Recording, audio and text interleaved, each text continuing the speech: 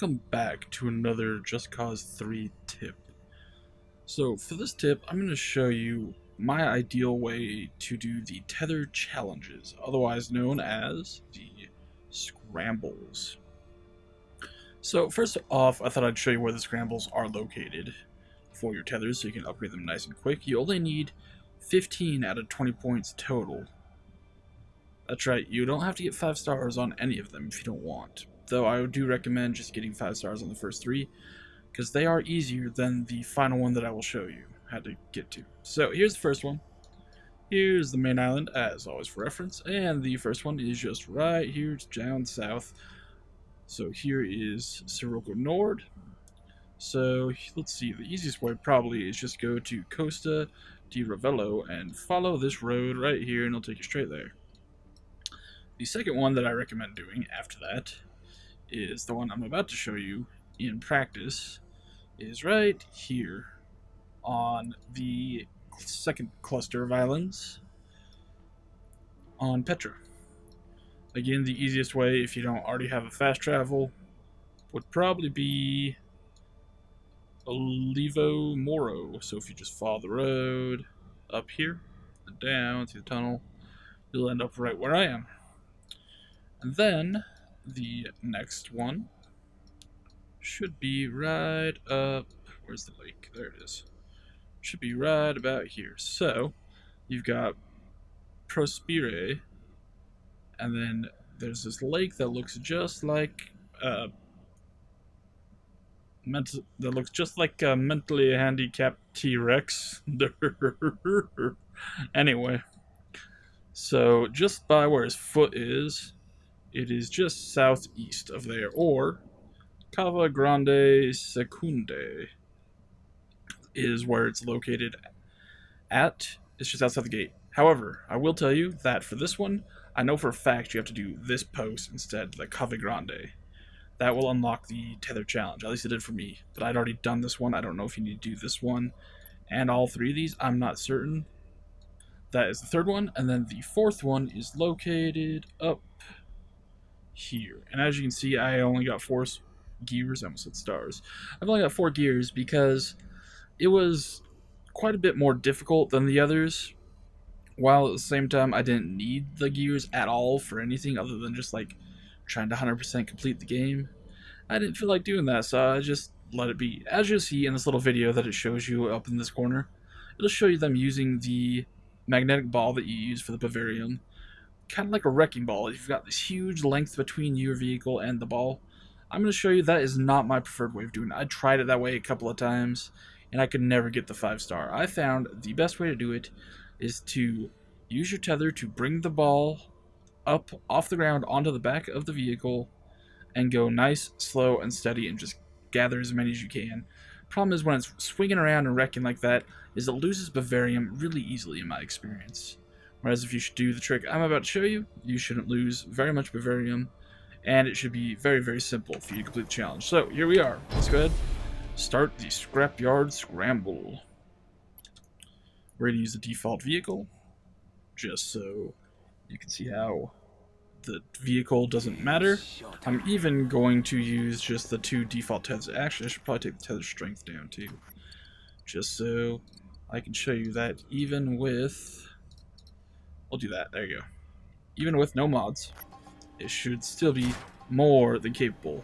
So what I like to do is I like to do one on either side, and then just attach it like so to the side of the vehicle, and then we suck it up there, and boom, there you have it. It's there, nice and snug. So next you get in the vehicle, and as you'll see, oh, the head pops out of the vehicle. What do you know? It'll say mouse to toggle. So what I like to do first is I like to go to the farthest destination that I'm planned to go and start there. So I'm going to come over here and turn this on, and these bright blue Bavarium ore are significantly more efficient than the regular drab looking Bavarium ore. So what you want to do is go nice and slow and just gather all this Bavarium, just all of it. Just gather as much as you possibly can in one go, because after the first go is when they're going to start sending enemies off after you. So then you just let it go, and then you drive out, and it will collect it. There you go. I think we need 20,000 to perfect this one, I believe. So again, just drive nice and slow. Try to get those bright Bavarian cluster balls. And the bigger the ball you get behind you, the further away it will grab other ones. And as far as I've been able to tell, there's no real limit to just how big that ball can get, other than the fact that it eventually starts affecting your driving ability. We'll go ahead and we'll jump out of here. Collect all that Bavaria. Oh, maybe it's 30, you know? 20 seemed a little too easy. 20,000, so let's just assume it's 30,000.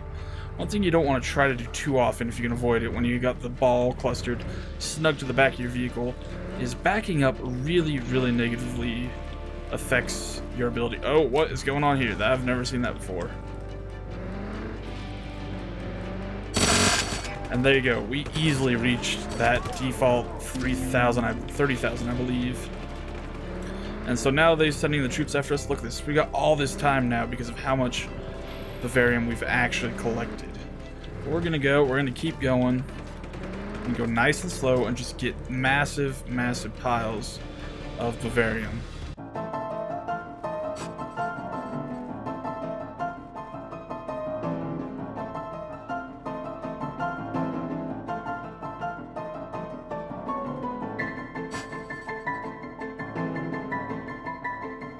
You can even go through these barricades, though. Again, this is what happens when the ball of Bavarium ore takes on a life of its own. Then you have to jump out. That sort of thing happens to you. You have to jump out, you can back up and collect it all again. And then you can continue on your merry way. Again, if the ball doesn't take on a life of its own and start taking over your vehicle. But it's not that hard to overcome that. All you need is the jumping ability for your car, and the Bavarium will let go. Simple as that.